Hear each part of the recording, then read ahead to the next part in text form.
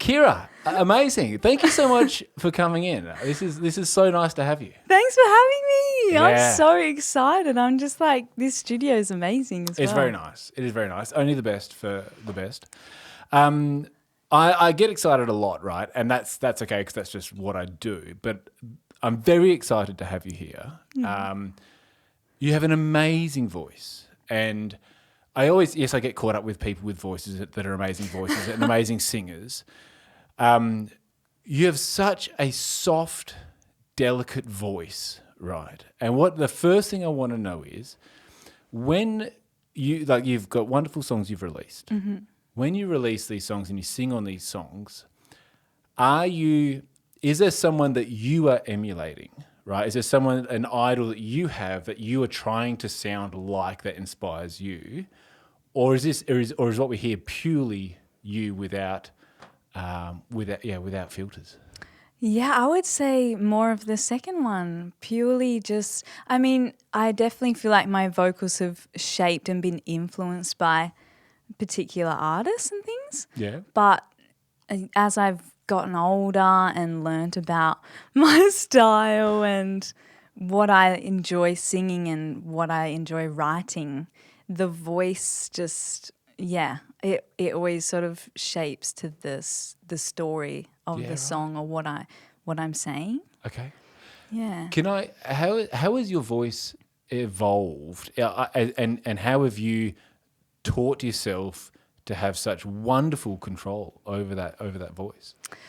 I started out with singing lessons for a couple of years. I think I was 14. Right.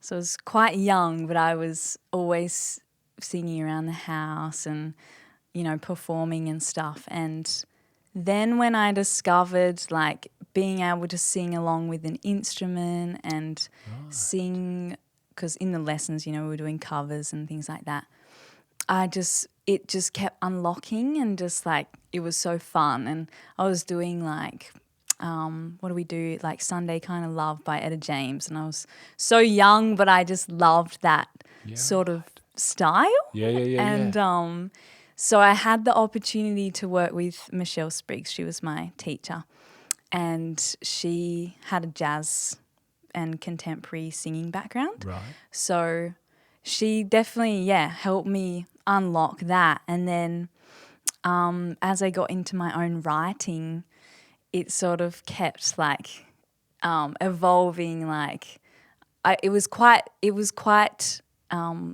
delicate still at the start and light. Yes. Like, projection was something that I worked on for a while. Right. And then just it was constant singing, like vocalizing around the house and just keeping it fun. And then now, obviously, I get the joy of teaching singing, and from teaching, I've been learning still. Right. It's always learning about the voice. And so for your voice, are there things that you want to be able to do with your voice that you can't do now? Well, recently I have been sort of getting more into the belting stuff. Brilliant. Belting, singing. I don't like, it's not really the kind of music that I love making. There's not huge, like I'm not like I've got a belt in this next song that I write, or it's more like, if it feels like a powerful moment and I want my voice to be that, then I can do it. Like just at least having the option. So I've definitely been, and since teaching as well, like a lot of kids come along, they're like, I want to belt this song. I'm like, okay, well, I'm going to do some research. Yeah. So that's something that I'm been practicing a lot more, and I have noticed like, it's a bit easy to get a bit more power but still stay in that like the uplifting sort of gentleness, and then when I want to tap into the power stuff, I can. And because you've got, as I do, I nerd out and I go and do some digging, and I listen to a lot of your songs, and I mean I've been following you for years anyway. But so you've got tracks like Daisy Fields, which is like it's a nice folk indie, a cool little shuffle like in there. and then you've got, what is it, Heading West? Heading West, yeah. I heard like First Aid Kit is a band that probably comes to mind when I heard that. I don't know if you call it like Celtic or like whatever. Like it's some, I don't know, amazing influences on that one. The stuff you've done with Tom Rivers, Above the Water, right? Was beautiful. And then you've got like this country song, like country influence song, Old Expressions you've just released, like with Whiskey Jack, right? It's an incredible range within, or still all being soft delicate. Like, how have you explored all these different sort of subgenres? Yeah, it's so interesting to think about. But I guess like a lot of the solo stuff, like Daisy Fields, that was maybe one of the first songs I wrote with the ukulele. Wow. So I think I was like 18 or 19 when I wrote that song. And it was like the third song I recorded in a studio. So there was a lot of this like exploration when I was sort of making that song, but then taking it to the studio, it becomes something else. And then, all the other ones, like working with Tom sort of brought out a different side, and there was, again, like all this space to explore. And I actually remember in the session, because it was, a home recording in his home studio. And it was our first collaboration, I think I was 21 there. My timeline. Wild. And I remember like singing along and just getting the water and like holding that longer than I initially was when I was just humming along, and I held sort of that moment and Tom, and we made this like this songwriting epiphany sort of, if that's the right word. And so that song like sort of brought out this long vocal slash like quite an emotional part of it, what we were singing about. So, and then working with Jack is like a completely different side of the card. Like it was so fun, like writing that song, and it, everything, the process was quite different, like in positive ways. It just really depends who you work with as well. And obviously Jack has kind of got that alt country vibe, so we pretty much got to merge our vibes, and then Old Expressions was born. It's great track. Just coming back to Tom, right? Yeah. Those collaborations, I think there's 3 that I've seen. Yes. Like 3 million streams between them. Like, yeah, is that like mind blowing to have millions of people have heard you sing? it is. It's really like it's hard to fathom. Is that the right word? Like just, I guess, because you see it. I'm not a huge stats person, so like I usually just let it fly, and then the the good things, whatever they come about. But just I remember Tom saying, "Oh, happy 1 mil," just a text message, and I was like, "Whoa, like that's actually wild!" Like, and it's one song in this moment of time that now gets to like be in people's lives for whatever they need it for, or to enjoy. And like it makes you think about like how weird time can be, like from making a song and now there's a lot of like Above the Water's on a lot of yoga playlists. It's like all these people, randoms I never meet, just doing stretching. Like how it really blew me away how well vocally you matched with both Tom and also Jack, right? Someone of your singing caliber surely gets asked a reasonable amount to do collabs with. How do you know when you're going to hit that resonation? Like that vocalist there is really going to work well with what I do. At what point do you discover that? That's a really good question. I think Well, with both Tom and Jack, like there was already such a great friendship with Cool. with both of them. So firstly, just knowing that it's a safe space to sing and just create as well. Yeah, wow.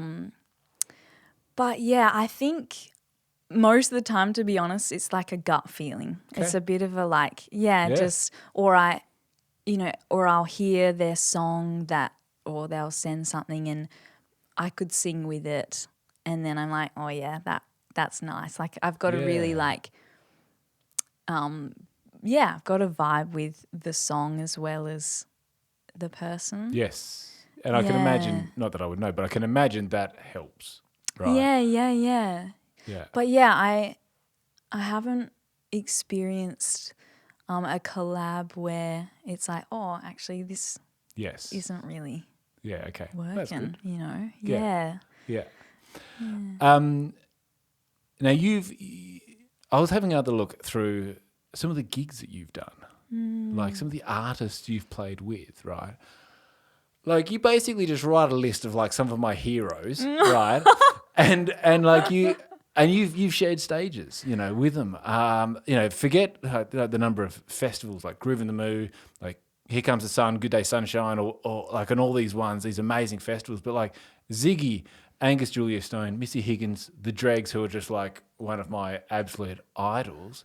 And the list is far more extensive than that. But like, what an experience. What did you take away from some of those events? Like, surely there's magic that you get to experience being a support artist for those sorts of caliber artists that then permanently changes something about how you then go off and do things. Yeah. Oh man, like I remember the Dregs show. That was probably one of my earlier like getting to open, you know, for such a like high rising duo. Yeah. And I remember like wondering like, you know, you don't really know, you're playing for their current audience. Yes. Usually. Yes. So they're inviting you to share your style and music with their listeners. And I remember being so excited by sharing the Dregs audience and just like getting to introduce my music to those listeners. And I mean, you learn so much in terms of like the all the things that happened before. So like the preparation and obviously like this show, like I've got to be in my prime. Yeah.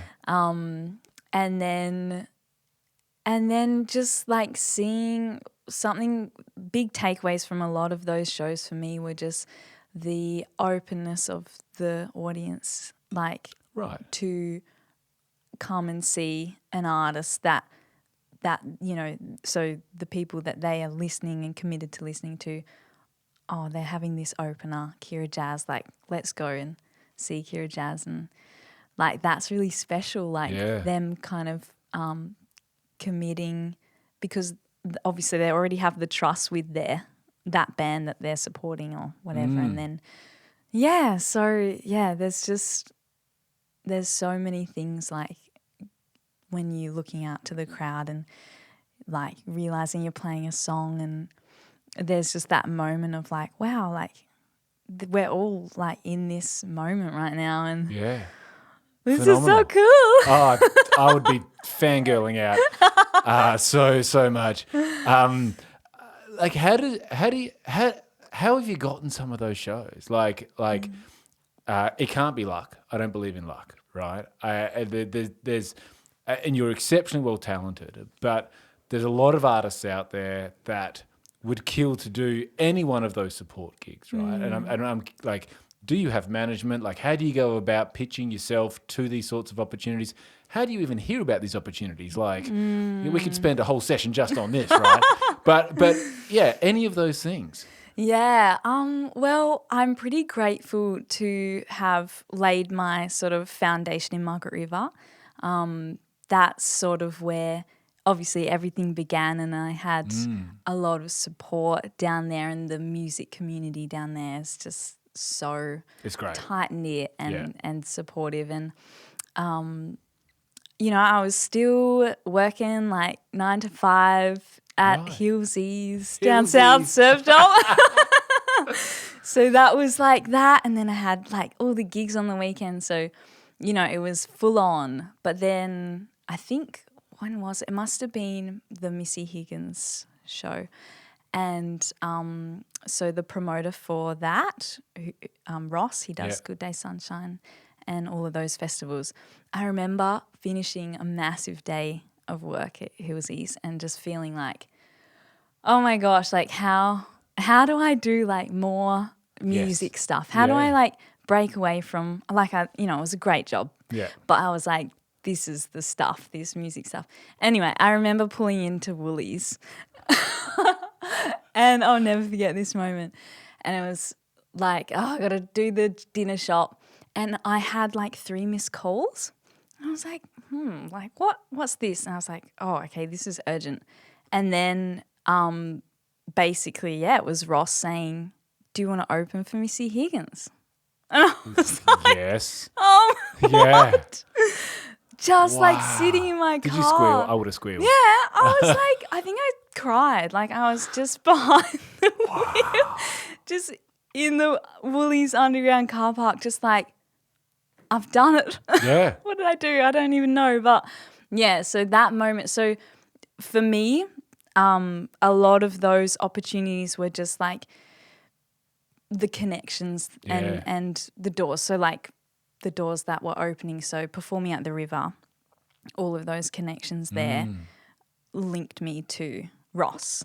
Had you spoken or know of Ross prior to that point? No. So he got your number idea. from somewhere? Yeah. Wow. Yeah, so it was like, and I guess the circulation of being in Margaret River and playing these shows and just like knowing the shows that I wanted to play, like in my soul, like I know what I want to perform, and just keeping that vision and that goal.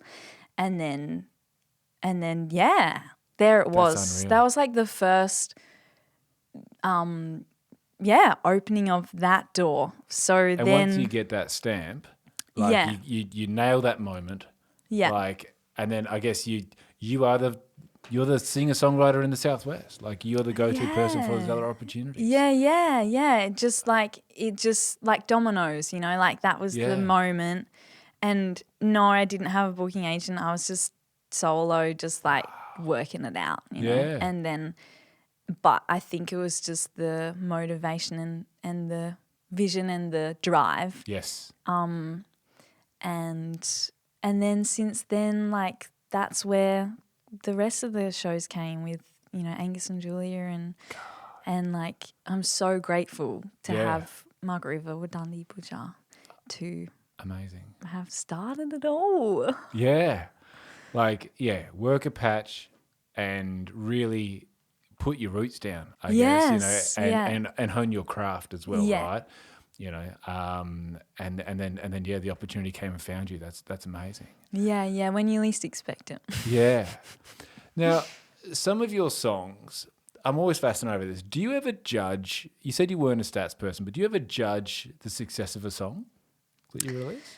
Yeah, I think we all have that in us. I've noticed like releasing more and learning about, all the release campaigns and all of those things that are available. Yeah. That's something that I have definitely had to work through as an artist, and remember that. I remember having a conversation with another musician, and they were like, there's no one in the whole entire world that's doing what you're doing, which is, you could say that to any musician because we all have our own thing. Valid. And that was a really great perspective. So I always come back to that. But yeah, I think there's an initial moment of, how's this song going? Or, you think about that. Yeah. And then, I try not to judge it. Because it's just like that thing of the song. Someone might find it 2 years down the track, like Daisy Fields was released in 2018 and it's peaking now. Yeah, wow. You know? Yeah. It's like Where's the logic? algorithm, Yeah. like, I don't know, just I don't think there's any point wasting energy on looking at the numbers and focusing on the numbers all the time. How wise. how very wise. And speaking of songs, a little bird told me you have one coming out. I do. Tell me about this. Oh, yay. I'm so excited about this song. It's called Hum and Drum. Hum and Drum. Hum and Drum. Cool. And I wrote it after quite a big songwriting pause. Right. As in, like, there wasn't much writing happening. And it was in winter and the vibes were a bit stagnant. And I was like, I want some inspiration. And so this song was inspired by that feeling and just sort of getting back into the rhythm and, like, you know, remembering the why. Yeah. You know, all of those things. So, it's a ukulele song. Cool. So I haven't done a uke song since Daisy Field, so it feels kind of full circle. Yeah. And I recorded it with Andy Lawson. Right. So we actually recorded it in December last year. Oh, wow. Yeah. Hang on to this one for a while. I've been holding on to it. Yeah. I've been really like, there was definitely a moment of, you know, thinking about the release stuff. And then I was like, I just need to get this song out there. So it's definitely a spring vibe. Yeah. And it was, a lot of the production was inspired by Lisa Mitchell. Do you know Lisa Mitchell? I don't. She's very like folky, indie pop sort Right. of. She wrote Coin Laundry. I don't know if you know that song. I could say yes. It's one of her biggest Quickly ones. Googles Coin Laundry. But it's quite different. Cool. Hum and Drum is really different to a lot of my other stuff. There's sort of a heading west vibe in there, but there's like a drum machine, which I haven't worked with before. Yeah, right. And that we sampled like crickets and cicadas in the garden and did lots of different things. So That's cool. yeah, I'm so excited for. I'm excited. that When's to it come out? This Friday. Friday the 5th of September. Cool. Amazing. I look forward to it. Yeah. And you're going to play us a song as well? Yes. What song are you going to play? This song's called Tiny Steps. Wonderful. Yeah. Is that because you feel like you take tiny steps? Yes. That Right. is, that's one of my biggest reminders to myself a lot is like, you know, you can have massive goals that can be quite, you know, you got to really leap to get there and then maybe you don't quite make it and you feel. Yes. So if you just break it down, just take small steps towards Tiny the steps. big thing. Yeah, So brilliant. Like eating an elephant. Just Like one bite at a time. Amazing. I look forward to hearing it. Now, this song isn't out on Spotify. no. Wow. That's pretty No, exclusive. it is. Maybe not yeah. exclusive, but I'll just say that because it sounds cool. Yeah. I am so grateful for your time. I could pick your brain about 1,000 more different things that are on my list we didn't even get to talk about. Thank you. I appreciate this. I hope you had some fun and Thank the you, chat. Michael. And Thank you. all the best for the release of, I was going to say Tiny Steps, Hum and Drum. Hum and Drum. Coming out. Thank you. Thanks, Michael. It's No been so good.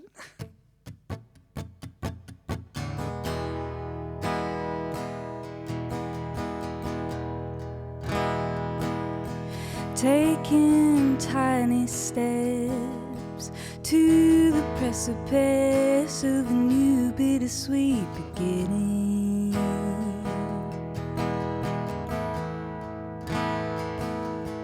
Writing songs in the yard, singing to an empty car park on a Sunday.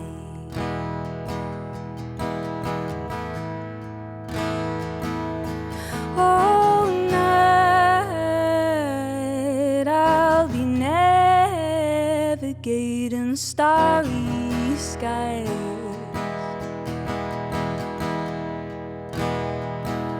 inhaling sunlight through my pores. I've been looking forward to something more.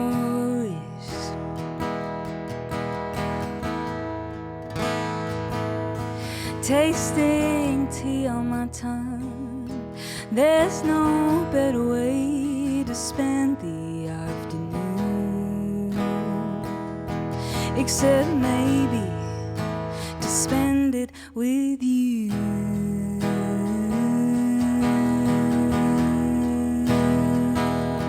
All night I'll be navigating starry skies,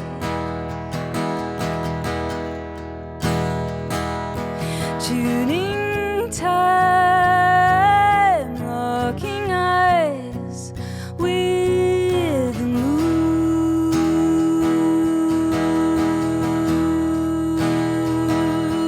Paint is peeling off the walls, vintage cupboards and cold tiled floors.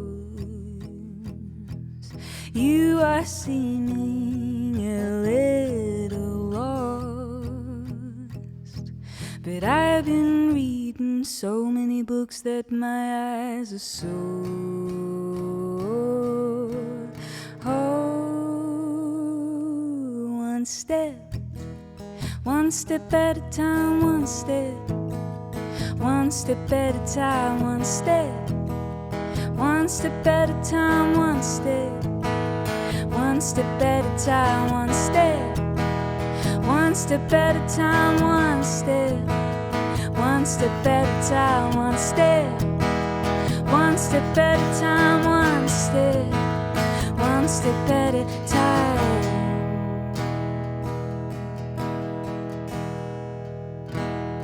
I have woken up with a new kind of wisdom in my